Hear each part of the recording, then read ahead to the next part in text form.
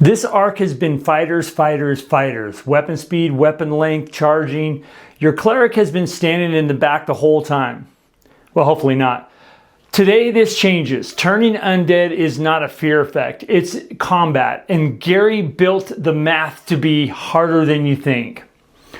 I am DM Angelo, and this is episode 5 of our AD&D mechanics arc that's been focusing on combat, and it's the Clerics episode. Gary put turning undead under the same combat heading as melee, missile fire, spell casting in the player's handbook. It's not a side ability, it's a form of attack, and core rules come straight from the player's handbook and the Dungeon Master Guide. There's also an old school Dragon magazine that tried to rework the table back in 1980. We'll touch on that a little bit, but it's not core material. I think it's worthy of actually talking about. But so if breaking these rules down properly is useful at your table, the community keeps this channel going. So links below. Let's start out with the player's handbook definition. So the player's handbook, page 104, and that is right here in this player's handbook. Under the combat section, it says clerics are empowered to turn away undead creatures along with certain lesser demons, devils, godlings, and paladins. Through the power of their possession of holy symbol. Gary is explicit that this scales with level. Low-level clerics simply drive off undead, but as the cleric climbs in level, the same power starts to actually destroy the weaker undead, outright. It's also has a hard requirement that most tables forget. The cleric must be in a position to step before the undead with time to speak and hold forth the religious symbol. And that precludes other spell activity that round. Turning isn't a free action onto your turn. It costs you a chance to cast a spell, and it requires the cleric to actually be positioned to confront the undead directly. On page on page 65 of the DMG, page 65 over here, right here on the bottom here, I have it highlighted. It says turning can occur at the same time as missile discharge, magical device attacks, and or spell casting. It also is subject to initiative determination. So it's got its place in the steps of how combat goes. You have to roll initiative to turn undead. And it'll occur during, the spell casting phase or missile discharge. So let's talk a little bit about the metrics and the role in the action of actually turning, right? So the DMG page 75, and let me get that out. I brought this out before. I know these pages fell out, so I'll just bring it. So page 75 of the DMG, right here on the bottom is a chart, right? And that's the metrics for clerics affecting undead, right? So cross-reference the cleric's level against the undead type, roll a d20, and if you meet or beat the number shown, the undead is turned. A dash means no effect is possible at that level, period. Don't even roll a dice. And the T means automatic turning, where a D in that chart means the cleric automatically destroys the undead outright, or for an evil cleric, automatically commands them. So, and we'll talk a little bit about that in the later on in the video. But look at how uneven that progression is on purpose, and I hope to have that up here in the corner, so I'll switch over here to the side. Check out the progression. Gary himself points out the jump from 19 to 20 in several columns and explains it's deliberate. So you see there's inconsistencies in this. Well, it gives a lower level cleric, a real shot against tougher undead. And, you know, while letting the table clearly zero out, you know, higher levels for, you know, for the weakest ones. So let's talk about good clerics versus evil clerics, and this is all still back on page 65. On the bottom of page 65 of the DMG, there's a spot on there right here where my thumb is moving about evil clerics, right? So this is where the rule gets genuinely dark, and almost nobody plays it this way. You know, it's probably because a lot of evil players don't play evil clerics, but for NPCs and you know, people that are, this is very interesting and very powerful feature for clerics. You know, so you know, a good cleric who succeeds making the undead flee, right? And they move away at full speed to 3, you know, and there's on that table in the DMG, it specifically says from 3 to 12 rounds. So the DM's going to roll that. Though they can return afterward and be turned again, right? So there's a very specific amount of time that they can be turned, right? And so they move away at full speed and they stay away for 3 to 12 rounds. Well, an evil cleric who succeeds doesn't drive anything away.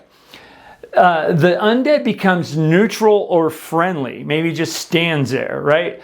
Based on a reaction roll. And the friendly result means they join the cleric's party, right? The evil cleric's party, right? And Gary gives you the exact amount, Gary gives you the exact math for how long that service lasts. And this is something that a lot of people don't realize. But let's say a 9th level cleric who scores a 12 against a vampire, he needing a 10 to succeed, right, gets that vampire service for 24 minus what he needed, so minus 10, or, you know, the result is 14 hours, right? So 14 hours of service from this this vampire, right? So score a result outright, and it's a full 24 hours. Well, and a D on the column, right? Result gives ongoing cooperative service as long as the cleric renews control every 6 days. That is absolutely bonkers and powerful for an evil cleric.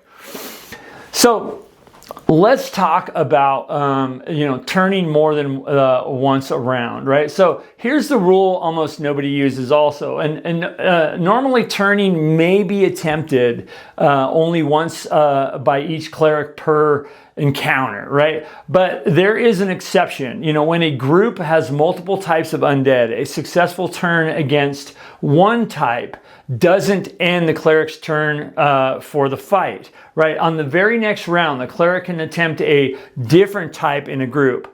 You know, lowest hit dice first and keep going as long as each attempt keeps succeeding and the cleric is still alive, obviously, because when a cleric dies, the turn effects go away, obviously, right?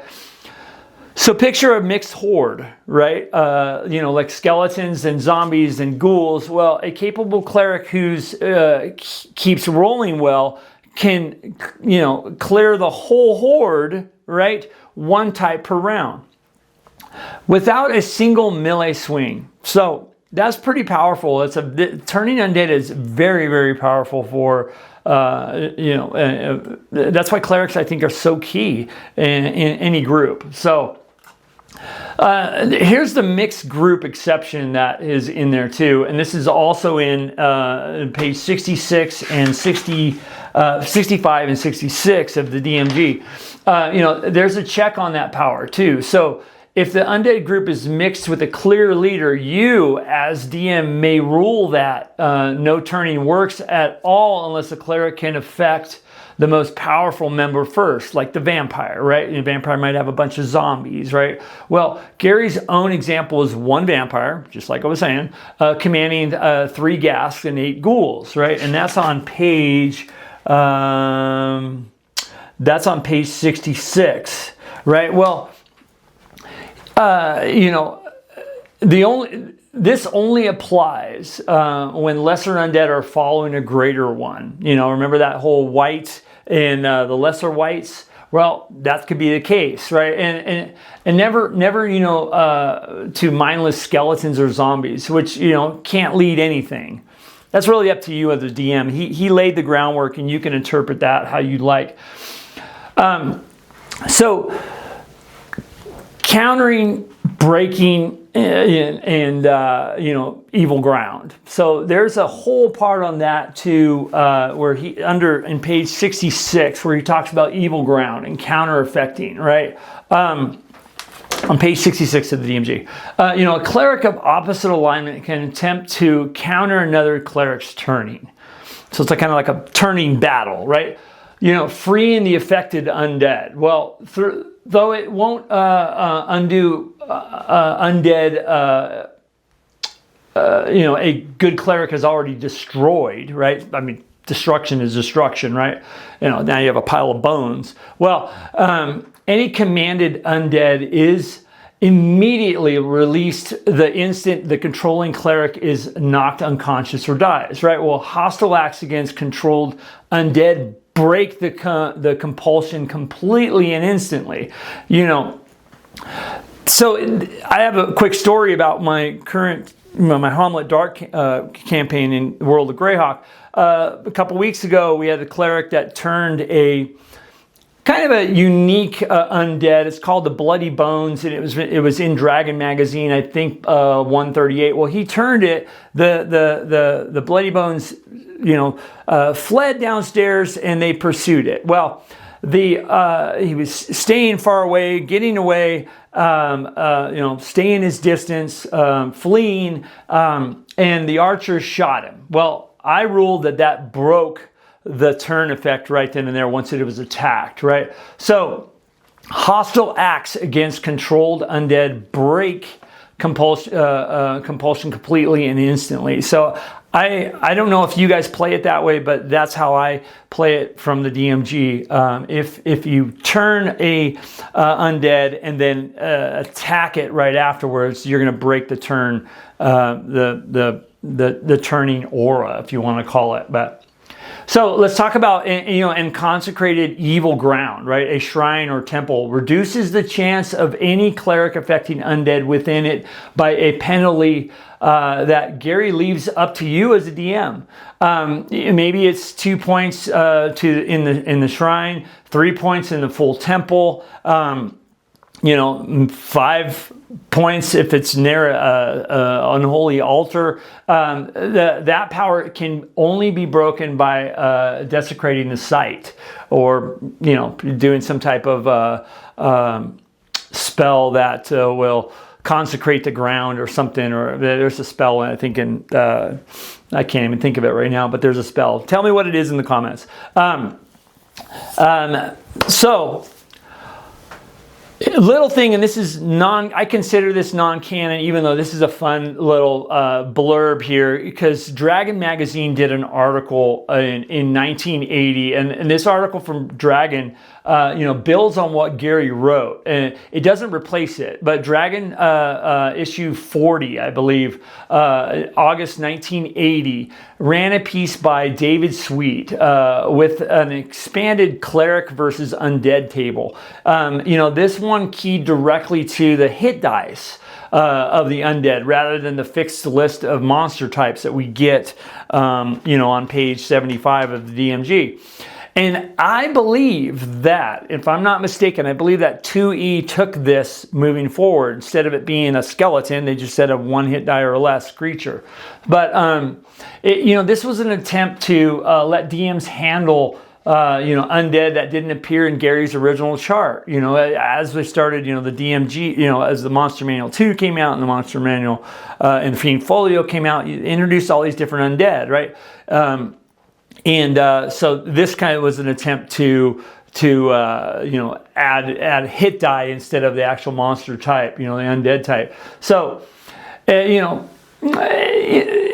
interesting design history, you know, worth knowing about. But at this table, you know, the DMG metric is my rule. This is context, not canon, right? So, But check it out. So, yeah, so running this right, how do you run this? You know, put it together. You know, turning undead is combat. It's bottom line combat, not flavor. And it's in the combat section of both the player's handbook and the DMG. So it's all right here. You know, it costs the cleric full round action. You know, instead of being able to cast a spell or swing a mace, he's got to do turn undead, and that in that round, and it requires. Excuse me. It requires facing the undead with their symbol raised and saying a command of St. Cuthbert, just like this guy right here is doing. I hope you guys can see that. Yeah, can't see it. Kind of blurry. Anyways, just like this cleric of St. Cuthbert is doing. He's holding out his holy symbol. You know, and you know what you do is you roll a d20 against the matrix. T automatically is a turn. There's no roll needed. D destroys and commands automatically. No roll needed. And a dash means you don't even bother rolling. You know, I as a DM will allow them to roll, but knowing that they have no chance, I'll still let them roll because that's what their action is declared, right? You know, good clerics drive undead off for, you know, 3 to 12 rounds. Evil clerics compel service, timed exactly how far past the minimum they rolled. You know, a lucky cleric can keep turning undead types round after round in a mixed group, you know, unless that group has a clear leader, in which case the leader has to fall first, right? So, and it all ends the moment the cleric goes down. So, that's turning undead in a nutshell and how it works in combat. You know, tell me in the comments, guys, has anyone actually run an evil cleric commanding undead, you know, rule at the table? Have you guys done that? And how do you run turning undead? Do you, if that undead is attacked, do you break the turning effect? I do. So I want to hear about it and how it's played out. All right, you guys. Well, thank you for watching the continuation of this AD&D mechanics arc. I believe the next one I'm going to be doing is, oh God, what is it? The next one is going to be on shooting the bow, melee, throwing. So that's the next one. That's going to be a fun one. Missile fire. Well, you guys, I am DM Angelo. Keep gaming. Take care of each other. And bye-bye.